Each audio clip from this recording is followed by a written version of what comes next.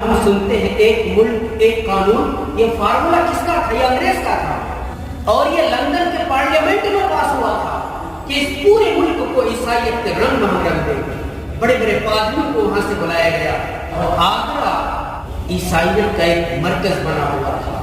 مولانا رحمت اللہ کے رانوی رحمت اللہ علیہ، اللہ ان کو جزائے خیر دے، آگرہ پہنچ گئے۔ وہ پادری کہیں اور چلا گیا، حضرت وہیں رہے کہ جب تک ہم تم سے نہیں ملیں گے نہیں جائیں گے، انتظار کرتے رہے۔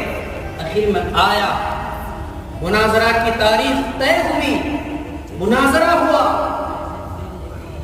پہلے دن تو پادری کو کچھ سمجھ میں بھی آیا، دوسرے دن تو اس کو سمجھ ہی میں نہیں آیا کہ حضرت کیا کہہ رہے ہیں، تیسرے دن تو وہ فرار ہو گیا اور سیدھے یہاں سے اٹھا تو سیدھے لندن پہنچ۔ اس کی وجہ سے کے رنگنے میں اس ملک کو رنگنے کی کوششیں جو تھی وہ ساری